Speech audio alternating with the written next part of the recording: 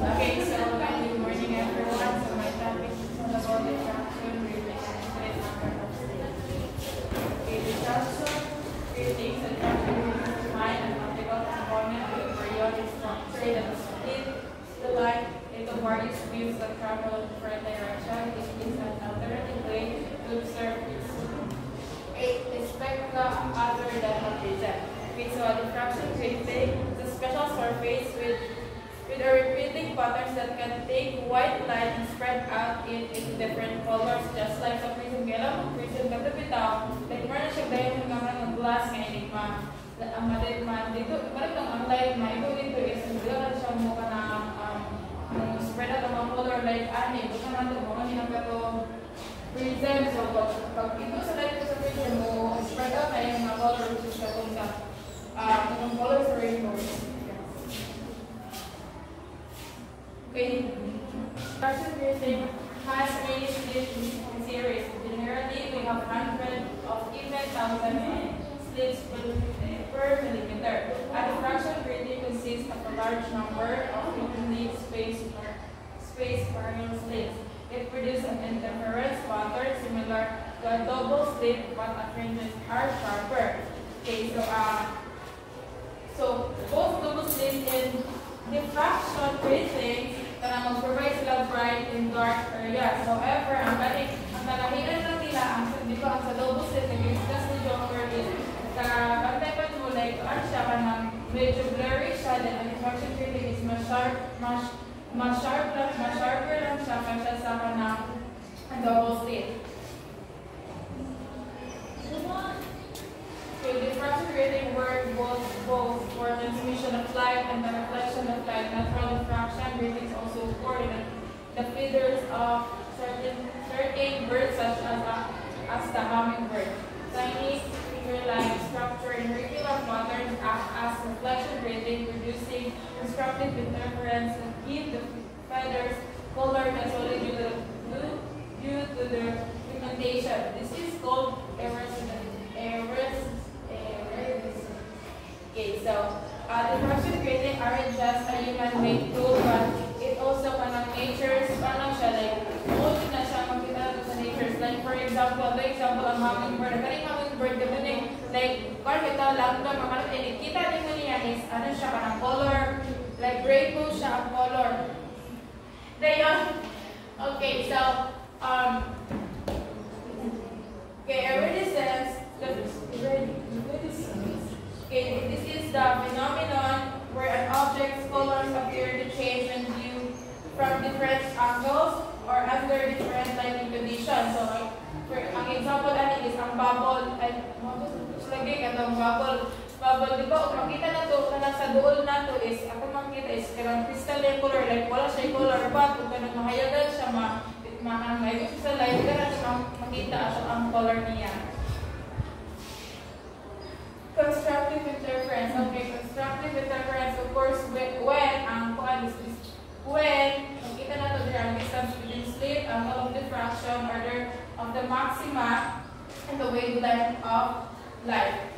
Okay, so, ano niya is, di ba, ito pala ang light. So, di na ito makita, kalipit ang iyang di na ito makita ang iyang angle of diffraction sa kani. Angle of diffraction sa kani, and then, ang kani is a distance between the slit and okay, so orders of maxima. Di ba, i-explain ni Joker na ang order of maxima. Okay, so, ang kaning zero maxima, which is dili siya nakakuha kanang zero, parang wala siya diffraction nga mahitabo, which is kanibig sa zero maxima. Then, only siya bigyan sa 2, then 1, then 2 maxima.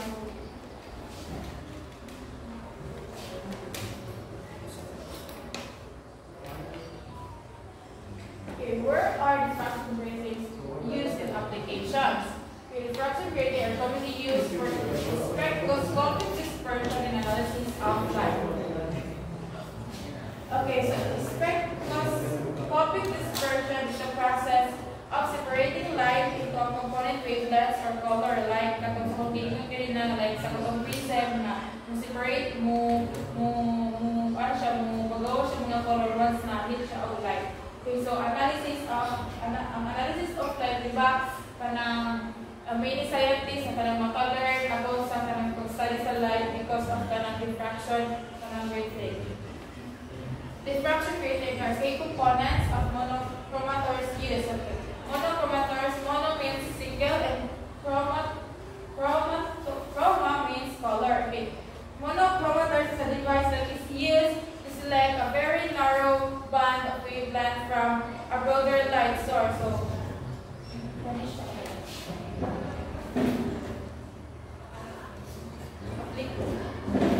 diffraction grating are used for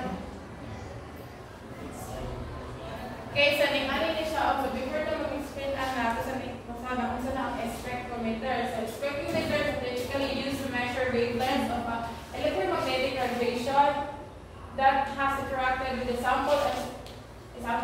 Incident light can be reflected off, absorbed by, or transmitted through a sample. The way the incident light changes during the interaction with the sample is characteristic of the sample.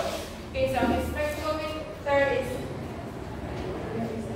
the main purpose of the spectrometer is to figure out the different color or wavelengths sa kanang light after it has done something with a sample. So like money ang spectrometer. So di ba pag dili ang light na create na diffraction. So ang galing spectrometer siya ang detect kung sa ka kusgon ang imuhang light sa video example. So ang galing ultraviolet is created para ultraviolet is ang iyang energy shorter than visible light, is typically from 10 nanometers to 400 nanometers, and ang energy sa ultraviolet is higher energy than visible light.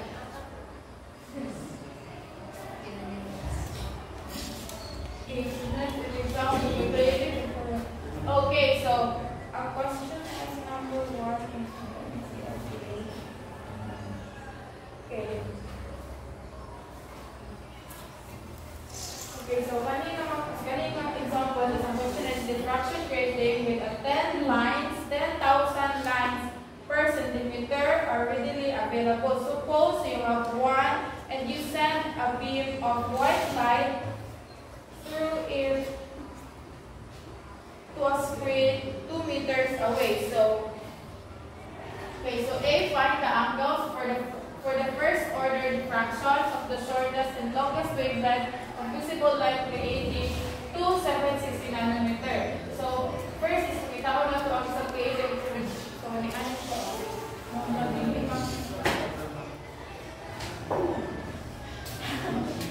Okay, so, first ito naman is okay, the distance between slit is 1 centimeter or katong 10,000 lines, which is ito siya equate to 1.33 times 10 raised to the power of negative 6 meter.